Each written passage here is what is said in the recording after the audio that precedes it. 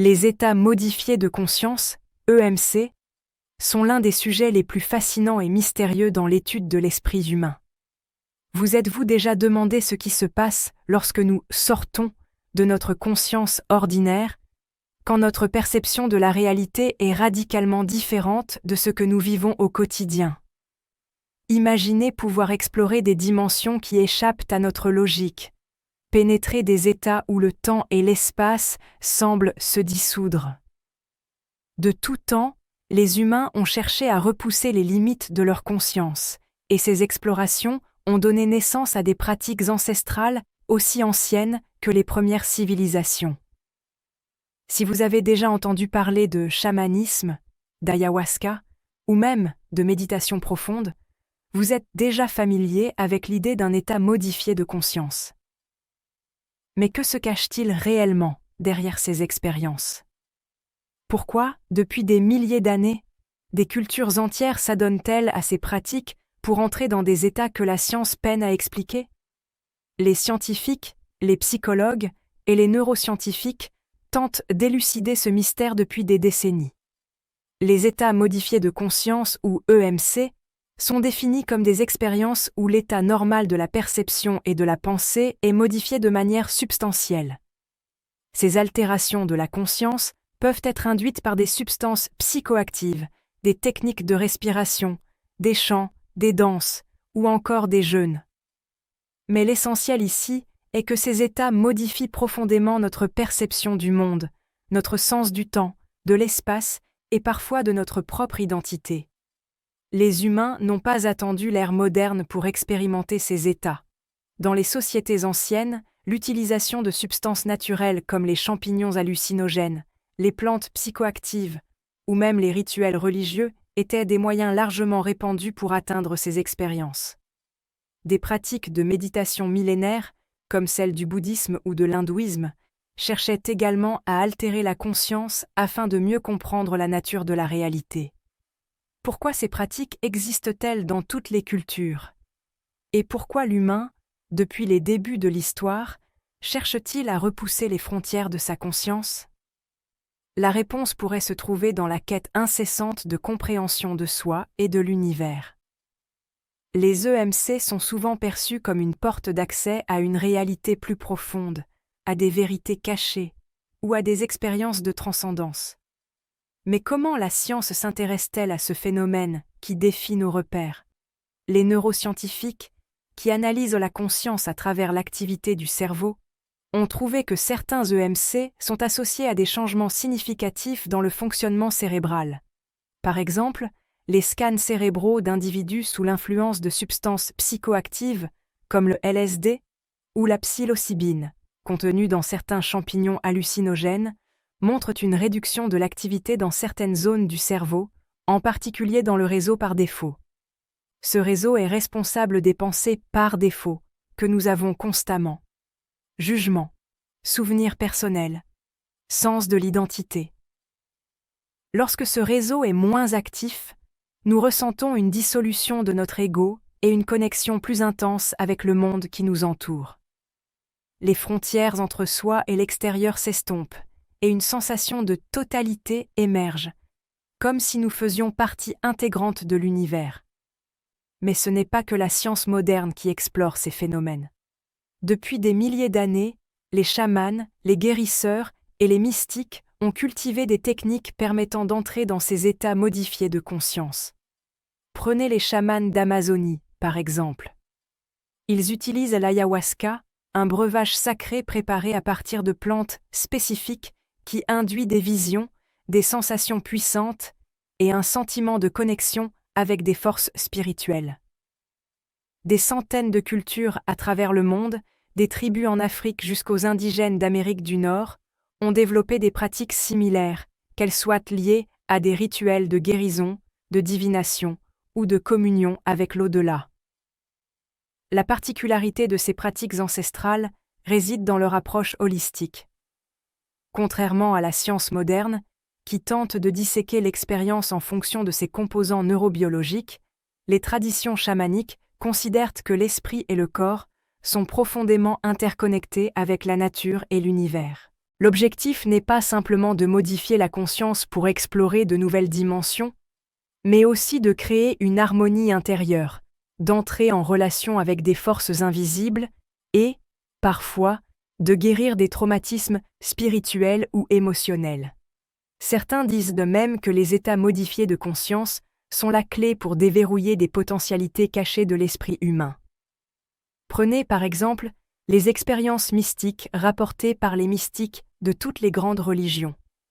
Ces expériences transcendent souvent les frontières de l'espace et du temps, avec des individus rapportant des rencontres avec des êtres divins ou des visions profondes sur la nature de la réalité. Ces expériences, bien que subjectives, ont souvent un impact durable sur la vie de ceux qui les vivent. Les avancées modernes en psychologie et en neurosciences commencent à explorer comment ces états peuvent être bénéfiques pour la santé mentale, notamment dans le traitement de l'anxiété, de la dépression et du stress post-traumatique. Cependant, tout le monde ne voit pas ces états modifiés de conscience sous un jour positif. Certains considèrent que l'accessibilité facile à ces états, en particulier par des moyens artificiels comme les drogues psychotropes, peut être dangereuse, en particulier sans une préparation adéquate ou un guide expérimenté. Les risques de dépendance, de dérèglement mental ou d'une mauvaise interprétation des expériences vécues sont réels. Mais cela soulève une question essentielle. Comment les sociétés modernes peuvent-elles tirer parti des bienfaits de ces états, tout en minimisant leurs dangers ?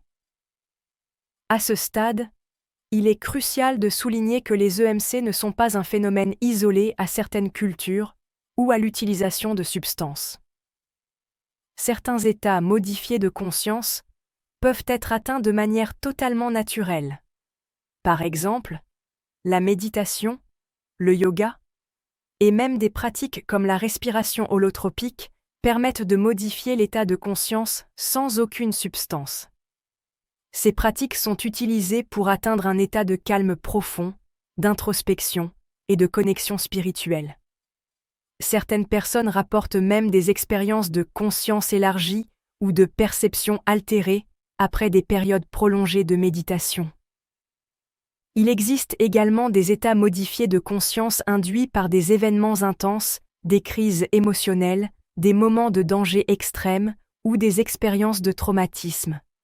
Certaines personnes, après avoir traversé des situations de vie ou de mort, rapportent des expériences proches de celles des mystiques, où elles ont une profonde compréhension de la nature de l'existence, de la vie et de la mort. Les technologies modernes commencent à explorer ces phénomènes, en utilisant des appareils comme les casques de stimulation cérébrale pour induire des états semblables à ceux des drogues psychotropes, mais sans risques associés. Le potentiel de ces technologies pour la santé mentale est énorme, mais elles soulèvent également des questions éthiques. Jusqu'où peut-on modifier la conscience humaine sans perdre notre humanité ? En utilisant ces technologies, peut-on ouvrir la porte à un monde meilleur ou, au contraire, risquer de plonger dans un état de confusion et de dépendance ? Finalement, les états modifiés de conscience nous invitent à repenser ce que signifie être humain. Ils nous rappellent que notre perception de la réalité n'est qu'une petite fraction de ce qui est possible. Que ce soit par des pratiques anciennes ou des découvertes modernes, ces explorations de l'esprit nous poussent à redéfinir notre place dans l'univers et à chercher de nouvelles manières de comprendre l'immensité de l'expérience humaine. Si un jour nous parvenons à déchiffrer complètement les mystères de la conscience, nous serons peut-être capables de mieux comprendre la nature de notre existence et de percer des vérités qui échappent encore à notre compréhension. Mais en attendant, ces états modifiés de conscience restent l'un des plus grands mystères de l'esprit humain, à la fois fascinant et effrayant, et toujours empreint de cette aura de mystère qui attire l'humanité vers des territoires inconnus. L'exploration des états modifiés de conscience, EMC, soulève des questions profondes sur la nature de la réalité, du temps et de notre existence en tant qu'êtres humains. Au-delà de l'aspect physiologique ou neurobiologique, ces états offrent une perspective mystique et spirituelle sur ce que nous pourrions appeler le au-delà, de notre perception ordinaire. Ce que l'on découvre dans ces moments de dissolution de l'ego et de conscience élargie ne se limite pas uniquement à des visions colorées ou à des expériences hallucinatoires, mais englobe souvent des révélations profondes sur soi-même et le cosmos. Lorsque nous plongeons dans les traditions ancestrales, il devient évident que les EMC ont toujours été perçus comme des portes vers un monde plus vaste, souvent considérés comme sacrés. Les chamans, par exemple, ne voient pas l'expérience modifiée de conscience comme un simple changement dans l'état d'esprit. Ils considèrent ces moments comme des occasions de recevoir des enseignements spirituels, de guérir des âmes, de résoudre des problèmes communautaires ou de dialoguer avec des entités invisibles. Ce dialogue avec des esprits, des ancêtres ou des divinités fait partie intégrante de leur vision du monde. Les substances qu'ils utilisent, telles que l'ayahuasca, ne sont pas seulement vues comme des outils psychotropes, mais comme des moyens sacrés permettant de pénétrer des mondes invisibles où l'âme humaine peut guérir, trouver des réponses ou recevoir des conseils pour la communauté. Le phénomène est fascinant car, au-delà des expériences individuelles, il existe une convergence frappante entre les récits de différentes cultures, malgré la distance géographique et historique. Que ce soit chez les Indiens d'Amérique du Nord avec leur usage du peyote, en Afrique avec le rituel de la transe des guérisseurs ou en Asie avec les techniques de méditation profonde, une constante émerge. Les états modifiés de conscience sont perçus comme un moyen de connecter l'humain au divin, au cosmique ou à une sagesse universelle. Mais quel est le rôle exact de ces pratiques dans la société? Est-ce purement spirituel ou existe-t-il également un aspect thérapeutique sous-jacent? De nombreuses études modernes commencent à explorer cette dimension thérapeutique en examinant comment les EMC peuvent être utilisés pour traiter des troubles psychologiques comme l'anxiété, la dépression ou même les dépendances. Par exemple, les recherches sur l'ayahuasca et le LSD, dans des contextes contrôlés, ont montré des résultats prometteurs dans le traitement des traumatismes émotionnels. Ces substances, dans des environnements supervisés et sûrs, ont la capacité de catalyser des processus de guérison en brisant les schémas mentaux rigides qui maintiennent les individus dans la souffrance. La clé de cette approche thérapeutique réside dans la capacité de l'individu à accéder à des niveaux de conscience plus profonds et à revisiter des événements de sa vie sous un angle radicalement nouveau. Lorsque la barrière de l'ego se dissout, les patients peuvent réinterpréter des souvenirs traumatiques avec une distance émotionnelle qui permet la guérison. Mais au-delà de la simple guérison psychologique, les EMC offrent aussi une redéfinition de soi, une nouvelle compréhension de l'univers et du rôle de l'individu dans le grand schéma de la vie. Cela soulève la question fascinante: qu'est-ce qui différencie ces états modifiés de conscience d'un rêve ou d'une simple rêverie? La frontière entre ces expériences et la perception quotidienne de la réalité est souvent floue, mais les EMC semblent offrir une dimension supplémentaire de profondeur, de clarté et de signification. Ce n'est pas simplement une perte de soi dans une hallucination, mais plutôt une expansion de l'esprit.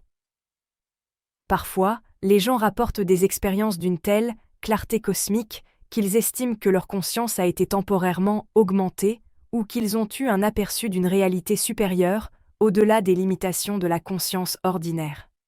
Les avancées récentes en neurosciences et en psychologie cognitive apportent un éclairage fascinant sur la manière dont ces états se manifestent dans le cerveau. Les neuroimageries, qui mesurent l'activité cérébrale en temps réel, montrent des résultats intrigants lorsqu'une personne entre dans un EMC. Par exemple, lors de l'utilisation de substances psychoactives comme le LSD, les scanners fonctionnels ont révélé une dissolution des frontières normales de la perception. Au lieu que les différentes régions du cerveau travaillent, indépendamment et en parallèle, elles se connectent et s'activent de manière synchronisée, créant une expérience plus unifiée de la réalité. Certains chercheurs suggèrent que cette perte de séparation entre les zones cérébrales pourrait expliquer le sentiment d'unité et de connexion universelle que de nombreuses personnes éprouvent dans ces états. Un autre aspect captivant des EMC est leur impact sur notre perception du temps. Dans la conscience ordinaire, le temps est linéaire et mesurable, il s'écoule de manière continue et prévisible. Mais lorsque nous entrons dans un état modifié de conscience, ce cadre temporel se dissout souvent. Les personnes qui expérimentent ces états rapportent fréquemment des sensations où le temps semble se dilater ou se contracter. Parfois, une heure peut sembler n'être qu'une minute, ou inversement, plusieurs heures peuvent sembler se passer en un instant. Ce phénomène peut être observé aussi bien dans les rituels chamaniques que dans des pratiques comme le jeûne, la méditation profonde, ou même lors de moments intenses de concentration ou de créativité. Ce phénomène du temps élastique soulève une question intrigante. Qu'est-ce que le temps en réalité ? Est-il seulement une construction de notre esprit, ou existe-t-il une réalité objective et immuable à laquelle nous sommes tous soumis ? Les EMC, en brouillant notre perception du temps, semblent suggérer que la réalité n'est pas aussi rigide et fixe que nous le croyons. Peut-être le temps est-il une illusion qui disparaît lorsque notre conscience se libère de ses contraintes habituelles. Pour aller encore plus loin dans la compréhension de ces états, il convient de prendre en compte l'impact des EMC sur la conscience collective. Il est fascinant de constater que les pratiques chamaniques et spirituelles impliquant des changements de conscience ne sont pas seulement des expériences individuelles, mais souvent collectives. Lors de certaines cérémonies, plusieurs personnes peuvent entrer dans un état modifié de conscience simultanément, ce qui crée une expérience partagée et une sorte de réseau spirituel ou énergétique. Ces expériences collectives suggèrent que l'esprit humain pourrait être plus interconnecté qu'on ne le pense. Une idée qui rejoint les théories modernes sur la conscience collective ou la conscience universelle.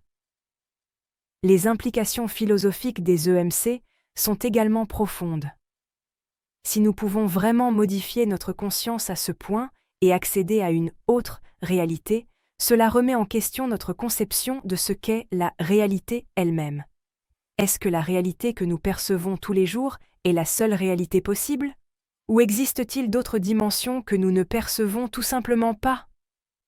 Les expériences de type EMC semblent suggérer que nous vivons dans une réalité partielle, un fragment de ce qui pourrait être un univers beaucoup plus vaste et multidimensionnel. Ces expériences n'offrent pas seulement des révélations sur l'univers externe, mais aussi sur notre propre conscience et notre nature intérieure. Enfin, en plongeant dans les aspects thérapeutiques de ces pratiques, il est clair que les EMC offrent une voie puissante pour l'autotransformation. Si l'on considère que les individus peuvent se libérer des schémas de pensée limitants et des traumatismes passés en accédant à ces états modifiés de conscience, alors on peut entrevoir un potentiel révolutionnaire dans la guérison psychologique. Ces états modifiés de conscience pourraient offrir un moyen d'aller au-delà de la simple gestion des symptômes pour une véritable guérison de l'âme et de l'esprit. En conclusion, les états modifiés de conscience ne sont pas seulement un phénomène mystique ou une simple curiosité. Ils sont une clé pour mieux comprendre la nature de notre réalité, l'interconnexion entre tous les êtres et les vastes capacités inexploitées de notre esprit. Que ce soit par le biais de rituels ancestraux, de substances psychoactives ou de pratiques méditatives profondes, ces états révèlent une vérité fondamentale. La conscience humaine est loin d'être aussi limitée que nous le pensons, et il existe encore des territoires inexplorés dans les vastes étendues de notre esprit.